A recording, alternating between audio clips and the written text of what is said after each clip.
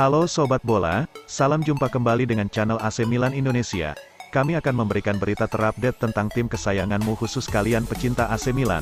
Jangan lupa like, komen, dan subscribe channel ini, agar Sobat Bola mendapatkan berita terupdate tentang tim jagoanmu, Forza Milan.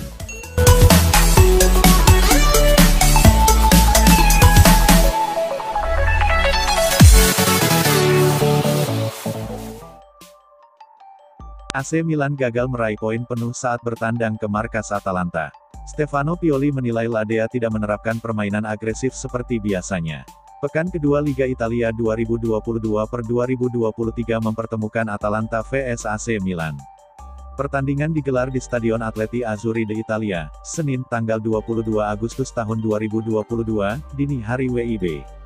Tim tuan rumah unggul di babak pertama via gol Ruslan Malinovskyi. Milan membalas lewat gol Ismaik Benacer pada paruh kedua. Duel berakhir sama kuat 1-1. Hasil imbang ini memutus rekor kemenangan AC Milan atas Atalanta. Rossoneri sebelumnya berhasil menaklukkan Ladea dalam 3 pertemuan terakhir. Pelatih Milan, Stefano Pioli, angkat bicara perihal hasil seri timnya menghadapi Atalanta. Dalam pandangannya, Atalanta asuhan Gianpiero Gasperini bermain lebih bertahan daripada sebelumnya. Statistik menunjukkan, Milan memang lebih agresif dalam laga kali ini. Olivier Giroud membukukan 18 shoot 7 on target dan 60% penguasaan bola, sementara Atalanta 11 shoot 2 on target dan menguasai bola 40%. Saya puas dalam arti bahwa kami memberikan Atalanta sangat sedikit peluang dan bermain dengan semangat pengorbanan, tetapi kami seharusnya tidak terlalu hingar-bingar setelah turun minum, kata Pioli kepada DAZN. Atalanta mengubah sikap mereka dan bermain lebih dalam, jadi kami harus lebih sabar untuk menghancurkan mereka, tuturnya. Hasil imbang di Stadion Atleti Azzurri d'Italia membawa AC Milan ke posisi 3 klasemen sementara dengan 4 poin. Atalanta tepat di bawah Il Diavolo Rosso dengan poin sama.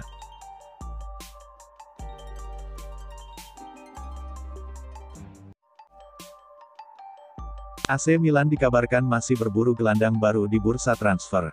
Kabarnya, AC Milan siap mengimpor anak muda dari Argentina yang berusia 19 tahun. AC Milan kembali dikabarkan mengincar pemain baru pada bursa transfer musim panas 2022.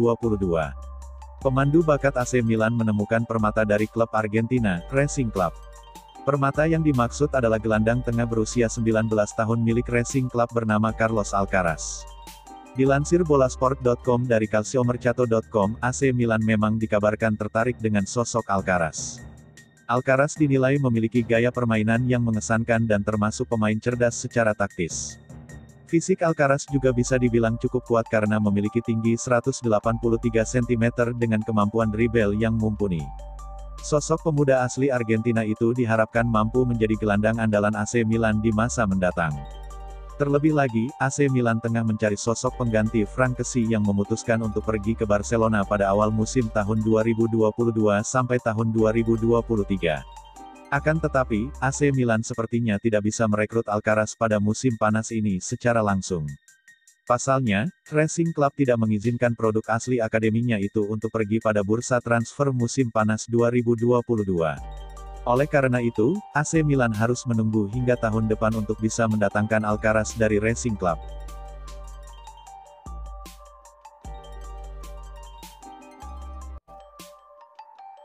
AC Milan dipastikan akan memperpanjang pemain potensialnya Sandro Tonali. Pemain berusia 22 tahun akan mendapatkan kenaikan gaji sampai 3 kali lipat dari yang sekarang. Menurut laporan KIS, Tonali dalam waktu dekat ini akan diajukan kontrak baru oleh Milan. Rossoneri terkesan dengan keterlibatannya untuk tim. Sang pemain telah membuktikan kapasitas dirinya jadi jenderal lapangan tengah. Tonali seolah bisa membawa julukan The Next Pirlo yang disematkan publik dan media. Satu gelar Scudetto 2021/2022 sudah jadi bukti betapa berpengaruhnya Tonali bagi Milan. Di musim itu, sang pemain mencatatkan 36 penampilan dalam semusim Liga Italia. Saat ini, Tonali sedang memiliki kontrak jangka panjang di Milan sampai 2026. Pembaharuan kontraknya nanti akan menambah panjang durasi kontraknya jadi 2027. Dengan begitu, Tonali akan menjadi salah satu pemain dengan kontrak terpanjang di Milan. Ada 4 pemain yang sudah memiliki kontrak sampai 2027. Di antaranya Fikayo Tomori, Tommaso Pobega, Charles de Ketelaere, dan Divock Origi. Tonali juga akan mendapatkan peningkatan gaji. Dalam laporan QS, Tonali akan menerima gaji baru dalam rentang 3,54 juta euro per musim. Saat ini, gaji Tonali sejak dia bergabung pada musim 2020-21 lalu ada di angka 1,2 juta euro per musim. Ya, akan ada kenaikan sampai 3 kali lipat di kontrak barunya nanti. Peningkatan gaji akan membuatnya jadi salah satu pemain dengan gaji termahal di Milan. Theo Hernandez dan Origi yang termahal dengan 4 juta euro per musim, diikuti Olivier Giroud, Ante Rebic, dan Fikayo Tomori dengan 3,5 juta euro per musim. Keputusan memperpanjang durasi kontrak dan meningkatkan gaji Tonali adalah bagian dari program kerja Paolo Maldini dan Ricky Massara. Manajemen Milan berencana mengamankan pemain-pemain pentingnya dengan memagari mereka gaji tinggi di Milan dan kontrak berdurasi panjang.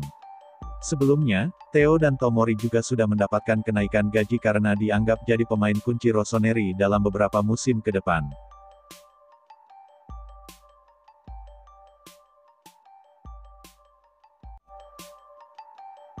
AC Milan disebut telah memiliki rencana besar sendiri untuk pemain barunya Yacine Adli.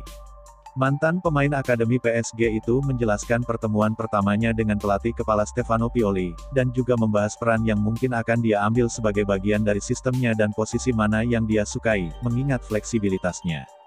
Pioli, dia berbicara bahasa Prancis dengan baik, tetapi saya lebih suka Anda berbicara kepada saya dalam bahasa Italia untuk mempelajari istilah teknis lebih cepat karena jika dia dipaksa untuk berbicara bahasa ibu setiap pemain itu akan sulit baginya.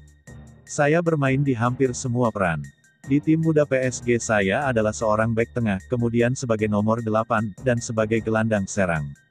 Di tim nasional saya bermain sebagai winger baik di sayap kanan maupun kiri.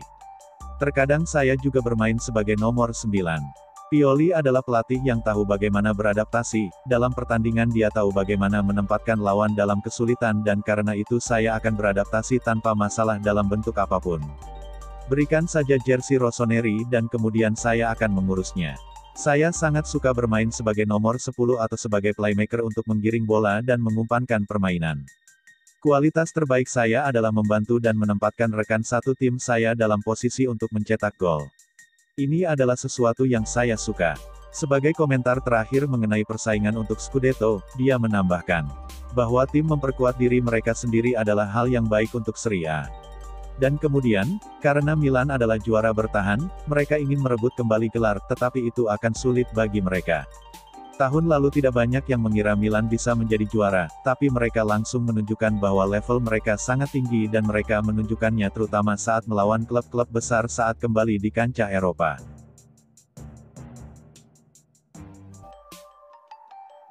AC Milan masih berminat mendatangkan satu pemain lagi. Setelah mendata nama-nama yang layak bergabung, pilihan Milan kini mengerucut pada gelandang FC Michelin Rafael Onyedika. Sebelumnya, Milan sempat mendata 5 pemain terkuat yang dianggap cocok dengan profil pemain yang dibutuhkan sang manajer Stefano Pioli. Onyedika masuk dalam daftar tersebut. Selain Onyedika, ada pula Jean Onana, Bordeaux, Adrien Tameze, Hellas Verona, Davide Frattesi, Sassuolo, dan Seko Fofana RC Lens. Ya, nama-nama pemain tersebut memang tidak mentereng. Namun laporan Calcio Mercato menyebutkan, Milan sudah cukup mendatangkan salah satu pemain tersebut. Gazzetta dello Sport sempat mengabarkan bahwa incaran pemain Milan sempat mengerucut jadi 2 dari 5 nama yang sempat didata. Satu pemain lagi selain Onyedika adalah Onana. Gelandang berusia 22 tahun itu dengan cepat jadi pemain inti Bordeaux. Hanya saja, Bordeaux dipastikan bakal memberi harga yang setidaknya lebih tinggi daripada Onyedika.